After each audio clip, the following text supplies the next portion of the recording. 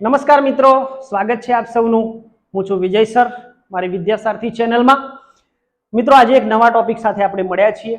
મિત્રો, હમણાં થોડા સમય પહેલા સરકારે ગુણોત્સવનું એક નવું માળખું જાહેર કર્યું છે।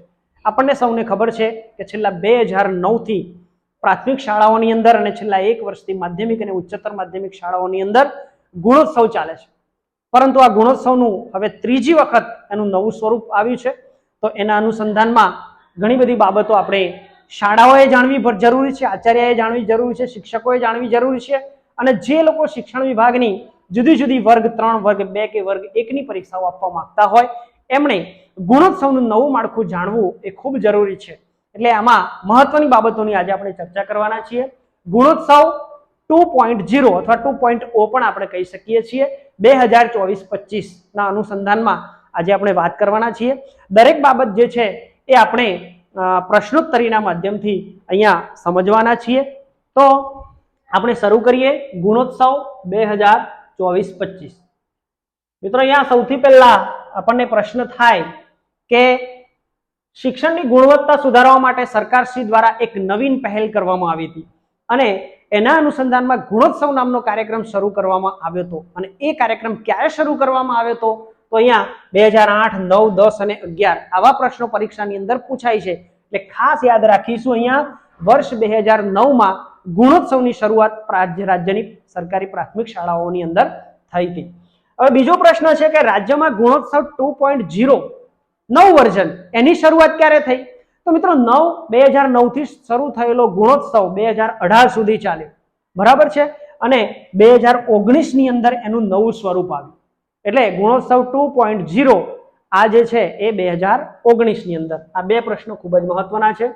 ત્યાર પછી ત્રીજો પ્રશ્ન છે કે ગુણોત્સવ 2.0 ના સ્વરૂપમાં ગુણોત્સવ કાર્યક્રમનું અમલીકરણ, બરાબર, ગુણોત્સવ કાર્યક્રમ માટે કઈ સંસ્થા નિર્ધારિત, એનું અમલીકરણ કરવા માટે કઈ સંસ્થા નિર્ધારિત કરવામાં આવી છે? તો અહીંયા જુદી જુદી સંસ્થાઓ છે રાજ્ય કક્ષાએ। એમાં મિત્રો અહીંયા GSQAC Gujarat school quality accreditation council નામની જે સંસ્થા છે, બરાબર, જેની રચના 2010 ની અંદર કરવામાં આવી હતી। તો નવું જે સ્વરૂપ છે ગુણોત્સવ 2.0 નું, એના માટે આ સંસ્થા નિર્ધારિત કરવામાં આવી છે। હવે GSQAC ના નિયામક તરીકેની જવાબદારી કોને સોંપવામાં આવી છે? આ સંસ્થા તો છે, પણ એનું નિયમન કોણ કરશે? તો એનું નિયમન મિત્રો GCERT કરશે, બરાબર, ગુજરાત શૈક્ષણિક સંશોધન અને તાલીમ પરિષદ ગાંધીનગર એ આ GSQAC નું નિયમન કરશે। ત્યાર પછીનો પ્રશ્ન છે કે રાજ્યમાં સ્કૂલ એક્રેડિટેશન કાઉન્સિલ, બરાબર, સ્કૂલ એક્રેડિટેશનની શરૂઆત ક્યારે થઈ? GSQAC ની શરૂઆત થયા પછી આની આપણે શરૂઆત થઈ ગઈ, બરાબર। એટલે 2019માં ગુણોત્સવ 2.0 નું નવું સ્વરૂપ અસ્તિત્વમાં આવ્યા બાદ સૌપ્રથમ 2019-20માં ગુજરાતમાં સ્કૂલ એક્રેડિટેશનની કામગીરી શરૂ કરવામાં આવી। ત્યાર પછી છે ગુણોત્સવ 2.0 અંતર્ગત રાજ્યની તમામ શાળાઓનું સ્કૂલ એક્રેડિટેશન કોના માધ્યમથી કરવામાં આવ્યું? 2019-20માં શરૂઆત કરવામાં આવી ત્યારે મિત્રો એક નવી પોસ્ટ ઊભી કરવામાં આવી અને એ પોસ્ટ એટલે સ્કૂલ ઇન્સ્પેક્ટર, બરાબર। રાજ્ય કક્ષાએ પરીક્ષાઓના માધ્યમથી પ્રાથમિક શિક્ષકોમાંથી સ્કૂલ ઇન્સ્પેક્ટર્સની પસંદગી કરવામાં આવી અને આ સ્કૂલ ઇન્સ્પેક્ટર દ્વારા 2019-20 થી રાજ્યની સરકારી પ્રાથમિક શાળાઓમાં ગુણોત્સવ માટે ગુણોત્સવ અંતર્ગત સ્કૂલ એક્રેડિટેશન કરવામાં આવ્યું। ત્યાર પછીનો ગુણોત્સવના અનુસંધાનમાં પ્રશ્ન છે કે રાજ્યની સરકારી તેમજ અનુદાનિત માધ્યમિક અને ઉચ્ચતર માધ્યમિક શાળાઓ જે છે એનો સમાવેશ ગુણોત્સવમાં ક્યારે કરવામાં આવે? ગુણોત્સવ 2.0માં। તો મિત્રો 2019-20 થી સરકારી પ્રાથમિક શાળાઓમાં તો હતું જ, પરંતુ વર્ષ 23-24 થી એટલે કે ગયા વર્ષથી રાજ્યની સરકારી અને ગ્રાન્ટેડ માધ્યમિક અને ઉચ્ચતર માધ્યમિક તમામ શાળાઓમાં ગુણોત્સવનો અમલ કરવામાં આવ્યો છે।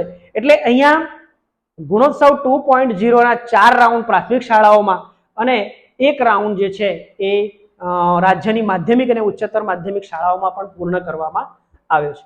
બીજો એક મહત્વનો પ્રશ્ન છે કે રાષ્ટ્રીય શિક્ષણ નીતિ 2020માં સૂચવ્યા અનુસાર GCERT દ્વારા પ્રાથમિક, માધ્યમિક અને ઉચ્ચતર માધ્યમિક શાળાઓના એક્રેડિટેશન માટે શેની રચના કરવામાં આવી છે? બરાબર।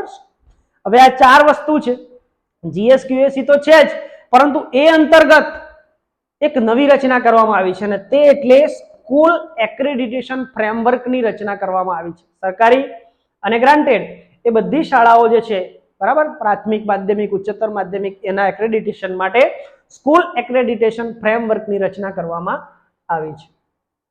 ત્યાર પછીનો પ્રશ્ન છે કે રાષ્ટ્રીય શિક્ષણ નીતિ 2020 ના અનુસંધાનમાં જ મિત્રો આપણને ખબર છે કે ગુણોત્સવ 2024-25 જે છે એનું નવું માળખું રાષ્ટ્રીય શિક્ષણ નીતિ 2020 ના અનુસંધાનમાં તૈયાર થયું છે.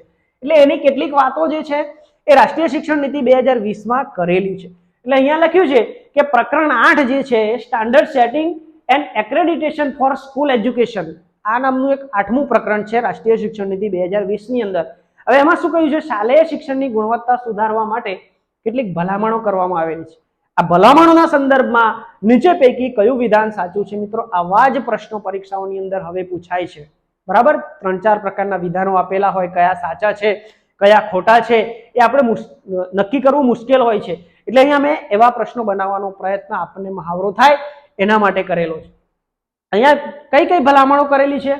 ગુણવત્તાયુક્ત શિક્ષણ પૂરું પાડવા સંબંધિત માપદંડોના નિર્ધારણ માટે રાજ્ય કક્ષાએ state school standard authority triple એટલે કે SSSA ની રચના કરવી, આવું રાષ્ટ્રીય શિક્ષણ નીતિના પ્રકરણ 8 માં કહ્યું છે, બરાબર છે. આ એક સંસ્થાની સ્થાપના કરવામાં છે, બરાબર. હવે આની સ્થાપના કરી ગુજરાત એટલે સ્ટેટ સ્કૂલ સ્ટાન્ડર્ડ ઓથોરિટી ની સ્થાપના કર્યા પછી, બરાબર, એ અંતર્ગત શું કરવાનું છે તો શાળાઓની ગુણવત્તા ચકાસણી કરવા માટે SCERT દ્વારા એટલે કે ગુજરાતમાં GCERT દ્વારા school quality assessment and accreditation ફ્રેમવર્કની સ્થાપના કરવામાં આવી. આનું નિર્માણ કરવું એમ રાષ્ટ્રીય શિક્ષણ નીતિ 2020 માં કહ્યું છે. એટલે SQAAF નામની સંસ્થાની સ્કૂલ એક્રેડિટેશન માટે એટલે પહેલા SSSA ની સ્થાપના કરવી અને એના અનુસંધાનમાં SQAAF ની રચના કરવી એમ રાષ્ટ્રીય શિક્ષણ નીતિ 2020 માં કીધું છે. મિત્રો રાષ્ટ્રીય શિક્ષણ નીતિ 2020 અમલી બન્યા પછી આપણો જે ગુણોત્સવ જે 2019 માં શરૂ થયો એમાં સુધારા વધારા કરવા જરૂરી હતા. એટલા માટે જ આપણે આના અનુસંધાનમાં જ અહીંયા 2024-25 માં ગુણોત્સવનું માળખું બદલવામાં આવ્યું છે. એટલે એના અનુસંધાનમાં GCERT દ્વારા શું કર્યું તો સ્કૂલ એક્રેડિટેશન ફ્રેમવર્કનું નિર્માણ કરેલું છે અને આ ઉપરોક્ત તમામ બાબતો જે છે સાચી. આ બેની ભલામણ કરવામાં આવેલી છે, આ એનું પરિણામ છે. GCERT એ સ્કૂલ એક્રેડિટેશન ફ્રેમવર્કની રચના કરી છે અને એના અનુસંધાનમાં ગુણોત્સવ 2.0 સ્કૂલ એક્રેડિટેશન એ 2024-25 નો હવે અમલમાં આવવાનો છે.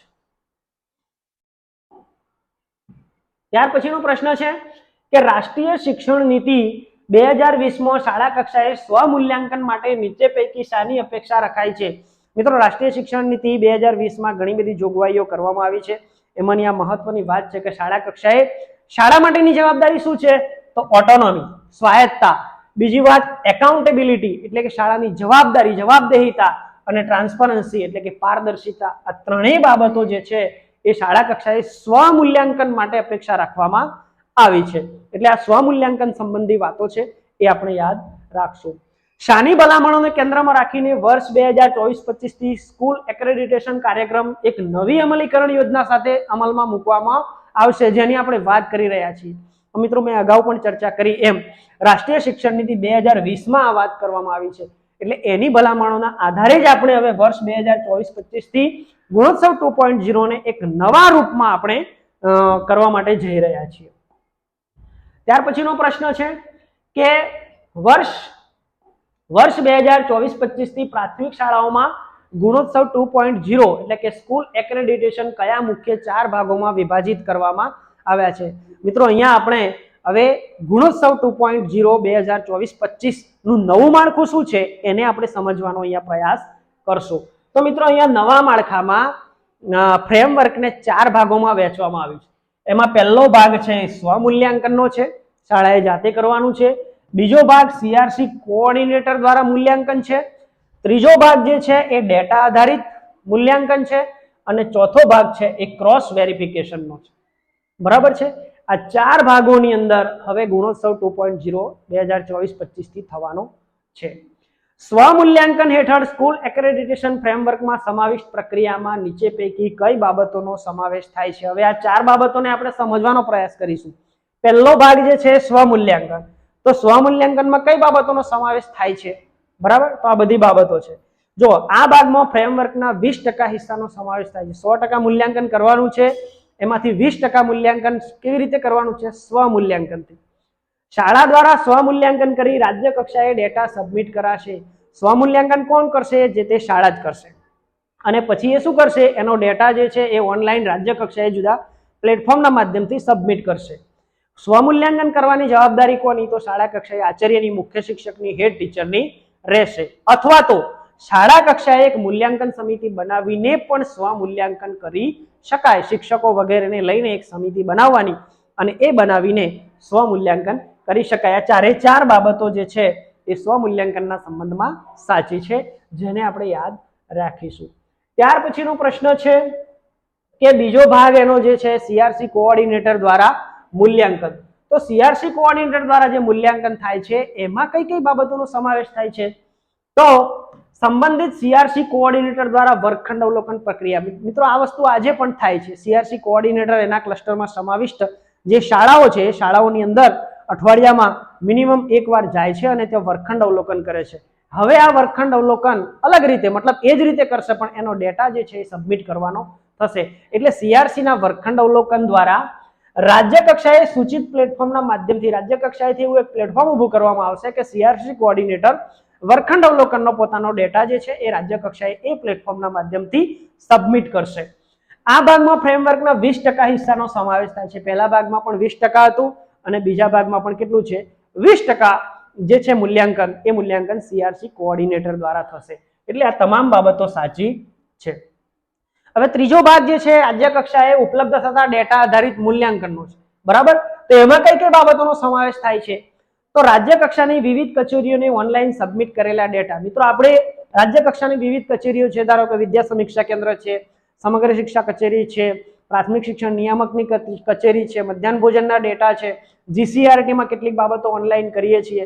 આ બધો જે રાજ્ય કક્ષાની કચેરીઓને આપણે જે ડેટા ઓનલાઈન સબમિટ કરીએ છીએ એના આધારે, બીજું કે રાજ્ય કક્ષાએથી લેવાતી વિવિધ પરીક્ષાઓ, બરાબર છે, એનએમએમએસ ની પરીક્ષા લેવાય છે, શિષ્યવૃત્તિની પરીક્ષાઓ લેવાય છે, બરાબર, જ્ઞાન સાધનાની અને જ્ઞાન સેતુની પરીક્ષાઓ લેવાય છે. આ બધી જ પરીક્ષાઓ આપણે લઈએ છીએ. આ ઉપરાંત શાળા કક્ષાએ સત્રાંત પરીક્ષાઓ પણ લેવાય છે, એકમ કસોટીઓ પણ લેવાય છે. આ બધી તમામ પ્રકારની કસોટીઓના જે ગુણ જે છે આપણે ઓનલાઈન સબમિટ કરીએ છીએ, એનો પણ ડેટા રાજ્ય કક્ષાએ હોય છે. તો આ તમામ ડેટાના આધારે 60% જેટલું મૂલ્યાંકન એ આ રાજ્ય કક્ષાએ ઉપલબ્ધ થતા ડેટાના આધારે કરવામાં આવશે. આ બહુ મોટો ભાગ છે મિત્રો. આપણે જોયું એમ પહેલા ભાગમાં 20% છે એટલે કે 200 માર્ક્સનું મૂલ્યાંકન છે, બીજા ભાગમાં પણ 20% છે એટલે 200 માર્ક્સનું છે, પણ અહીંયા 60% ભાગ છે એટલે 600 માર્ક્સનું મૂલ્યાંકન આપણે જે રાજ્ય કક્ષાએ ડેટા સબમિટ કરીએ છીએ એના આધારે થવાનું છે. એટલે ઉપરોક્ત તમામ બાબતો સાચી છે એવું અહીંયા જાણવા મળે છે, તમામ બાબતો. ત્યાર પછી ભાગ ચોથો જે છે એ ક્રોસ વેરિફિકેશનનો છે. તો ક્રોસ વેરિફિકેશનના સંદર્ભમાં ક્રોસ વેરિફિકેશનમાં નીચે પૈકી કઈ બાબતોનો સમાવેશ થાય છે? તો ક્રોસ વેરિફિકેશનમાં શું થશે? તો અગાઉ 1 થી 3 ભાગ જે છે એ 3 ભાગમાં જે મૂલ્યાંકન કર્યું છે એના આધારે રાજ્ય કક્ષાએથી એક શાળા માટે કામચલાઉ પરિણામ તૈયાર કરવામાં આવશે. અને એ જે શાળાઓનું એક્રેડિટેશન થયું છે, રાજ્યની તમામ શાળાઓ સ્વમૂલ્યાંકન અને સીઆરસી કોઓર્ડિનેટરના માધ્યમથી અથવા તો ડેટાના આધારે જે મૂલ્યાંકન થયું છે એવી 100% શાળાઓમાંથી રેન્ડમલી 33% શાળાઓનું અહીંયા ક્રોસ વેરિફિકેશન થવાનું છે. અને આ ક્રોસ વેરિફિકેશનને અંતે શાળાઓનો રિપોર્ટ તૈયાર કરવાનો છે. એટલે આ તમામ બાબતો સાચી છે અહીંયા. ત્યાર પછીનો પ્રશ્ન છે કે સ્કૂલ એક્રેડિટેશન ફ્રેમવર્કના સ્વરૂપમાં કઈ કઈ બાબતોનો સમાવેશ થાય છે? મિત્રો જૂનામાં પણ આવી બધી બાબતો હતી જ, એવી બાબતો અહીંયા પણ છે. એમાં મુખ્ય ક્ષેત્ર પણ હશે, પેટા ક્ષેત્રો પણ હશે, માપદંડ હશે અને ઇન્ડિકેટર્સ પણ હશે. આ બધા ફ્રેમવર્કના સ્વરૂપમાં આનો સમાવેશ થાય છે. પણ પરીક્ષાના સંદર્ભમાં આ બાબતો મહત્વની છે. એકાદ બે વાત આપણને ન આવડે તો કદાચ આપણે આમાં કન્ફ્યુઝન પણ અનુભવી શકીએ છીએ. ત્યાર પછીનો પ્રશ્ન છે કે ગુણોત્સવ 2.0 એટલે કે સ્કૂલ એક્રેડિટેશન ફ્રેમવર્ક 2024-25 માં સ્વરૂપ સંબંધી નીચે પૈકી કઈ બાબતો સાચી છે? આપણે હમણાં અહીંયા વાત કરી મુખ્ય ક્ષેત્ર, પેટા ક્ષેત્ર, માપદંડો, ઇન્ડિકેટર્સ, તો એવું શું હશે?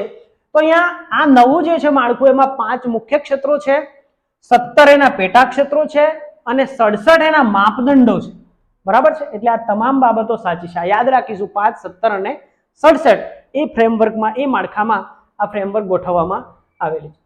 સમગ્ર સ્કૂલ એક્રેડિટેશન ફ્રેમવર્કમાં શાળા મૂલ્યાંકન માટે ફ્રેમવર્કને કયા ભાગોમાં જોવામાં આવશે? બરાબર છે. સમગ્ર શાળા મૂલ્યાંકન છે એને 3 ભાગોમાં મિત્રો અહીંયા જોવાનું છે આપણે. પહેલો ભાગ છે એ સ્વમૂલ્યાંકનનો છે, એમાં 200 ગુણ છે અને 20% ભારાંક છે. બીજો ભાગ CRC કોઓર્ડિનેટર દ્વારા મૂલ્યાંકન છે, એમાં પણ 20% અને 200 ગુણ છે. અને ત્રીજો ભાગ છે ડેટા આધારિત, રાજ્ય કક્ષાએ પ્રાપ્ત થતા ડેટા આધારિત મૂલ્યાંકન છે, એના 600 ગુણ છે અને એનો ભારાંક 60% છે. આમ 1000 ગુણનું મૂલ્યાંકન કરવામાં આવશે, કુલ 100% થશે અને આના આધારે ક્રોસ વેરિફિકેશન થશે અને પછી શાળાના રિપોર્ટ કાર્ડ તૈયાર થશે. એટલે ઉપરોક્ત તમામ બાબતો અહીંયા સાચી છે. મિત્રો અહીંયા આ પ્રાથમિક શાળાઓના મૂલ્યાંકનના સંદર્ભમાં આપણે વાત કરી, પરંતુ રાજ્યની માધ્યમિક અને ઉચ્ચતર માધ્યમિક શાળાઓ જે છે એને પણ આના અંતર્ગત આવરી લીધી છે. પણ એમાં ફરક એટલો છે, મૂલ્યાંકન બધું એઝ ઇટ ઇઝ છે, પરંતુ જે એનો બીજો ભાગ જે છે CRC કોઓર્ડિનેટર દ્વારા મૂલ્યાંકન, એમાં માધ્યમિક અને ઉચ્ચતર માધ્યમિકમાં શાળાના આચાર્ય દ્વારા મૂલ્યાંકન એવો બીજો ભાગ રાખવામાં આવ્યો છે. એટલે આચાર્ય એનું મૂલ્યાંકન કરશે, બાકીના ડેટા આધારિત મૂલ્યાંકન, ક્રોસ વેરિફિકેશન, આ તમામ પ્રક્રિયાઓ જે છે એ પ્રાથમિક અને માધ્યમિક ઉચ્ચતર માધ્યમિકમાં સેમ છે. મિત્રો અહીંયા ગુણોત્સવ 2.0 ની નવીન બાબતો જે છે મેં આપની સમક્ષ મૂકી છે, આપને એમાંથી બિલકુલ ખ્યાલ આવશે. બાકીના જે ક્ષેત્રો, પેટા ક્ષેત્રો, ઇન્ડિકેટર્સ, એ બધું જ એમાં આપેલું છે, એનો પણ આપણે થોડો અભ્યાસ કરી જઈશું. હાલમાં આટલું આપણા માટે પરીક્ષાના હેતુથી પણ ખૂબ જ મહત્વનું છે. મને આશા છે કે આ વિડીયો આપને ગમ્યો હશે. લાઈક કરજો, શેર કરજો, ચેનલને સબસ્ક્રાઇબ કરજો. Thank you.